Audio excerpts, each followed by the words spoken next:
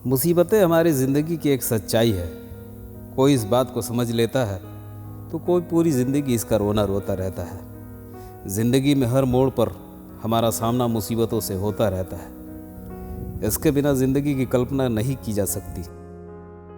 अक्सर हमारे सामने मुसीबतें आती हैं तो हम उसके सामने पस्त हो जाते हैं। उस समय हमें कुछ समझ नहीं आता कि क्या सही है और क्या गलत। हर व्यक्ति की परिस्थितियों को देखने का नज़रिया अलग अलग होता है। कई बार हमारी ज़िंदगी में मुसीबतों का पहाड़ टूट पड़ता है। उस कठिन समय में कुछ लोग टूट जाते हैं तो कुछ संभल भी जाते हैं। दो प्रकार के इंसान होते हैं, एक होते हैं प्रॉब्लम्स पर फोकस करना और दूसरा सॉल्यूशन पर फोकस करना। प्रॉब्लम्स फोकस पीपल्स अक्सर मुसीबतों में ढेर हो जाते हैं। इस तरीके के इंसान किसी भी मुसीबत में उसके हल के बजाय उसी मुसीबत के बारे में ज़्यादा सोचते रहते हैं। वहीं दूसरी ओर सॉल्यूशन फोकस पीपल्स मुसीबतों में उसके हल के बारे में ज़्यादा सोचते हैं। इस तरह के इंसान मुसीबतों का डट कर सामना करते हैं। दोस्तों, आज मैं आपके साथ एक महान सॉल्यूशन फोकस इंसान की कहानी शेयर करने जा रहा हूँ, जो आपको किसी भी मुसीबत से लड़ने के लिए प्रोत्साहित करेंगी। दोस्तों, आपने नेपोलियन बोनापार्ट का नाम तो सुना ही होगा।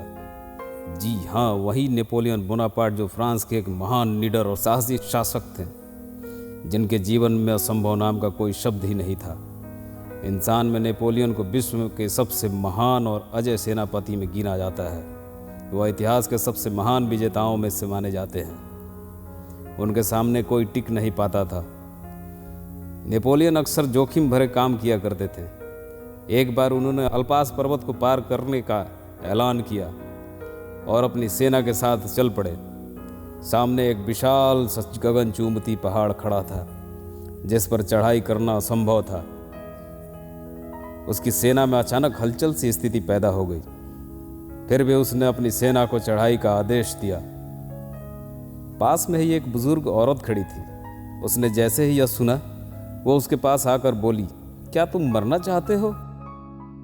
यहाँ जितने भी लोग आए हैं वो मुंह की खाकर यहीं रह गए। अगर अपनी जिंदगी से प्यार करते हो तो वापस चले जाओ।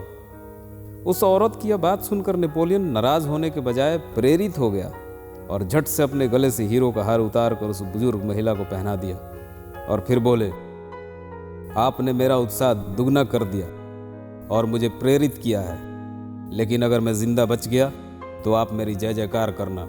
उस औरत ने नेपोलियन की बात सुनकर कहा, तुम पहले इंसान हो जो मेरी बात सुनकर हताश और निराश नहीं हुए। जो करने या मरने और मुसीबतों का सामना करने का इरादा रखते हैं वो लोग कभी नहीं हारते। जाओ बेटा। आज सचिन तेंदुलकर को इसलिए क्रिकेट का भगवान माना जाता है क्योंकि उन्होंने ज़रूरत के समय ही अपना शानदार खेल दिखाया और भारतीय टीम को मुसीबतों से उभारा। ऐसा नहीं है कि यह मुसीबतें हम जैसे लोगों के सामने ही आती है। भगवान राम के भी सामने मुसीबतें आई थीं। विवाह के बाद वनवास की मुसीबत, उन्होंने सभी मुसीबतों का सामना आदर्श तरीके से किया, तभी वो मर्यादा पुरुषोत्तम राम कहलाए जाते हैं। मुसीबतें हमें आदर्श बनाती है। वीडियो के अंत में एक बात मैं कहना चाहूँगा, हमेशा याद रखिएगा, जिंदगी में मुसीबतें चाय की कप में जमी मलाई की तरह है और कामयाब वो लोग हैं जिन्हें फूंक मारकर मलाई को साइड करके चाय पीना आता है। धन्यवाद दोस्तों। मेरी वीडियो कैसी लगी कमेंट करके ज़रूर बताइएगा। अगर मेरी वीडियो से ज़रा सा भी ज्ञान मिला हो तो मेरे चैनल को सब्सक्राइब कर लीजिएगा। धन्यवाद।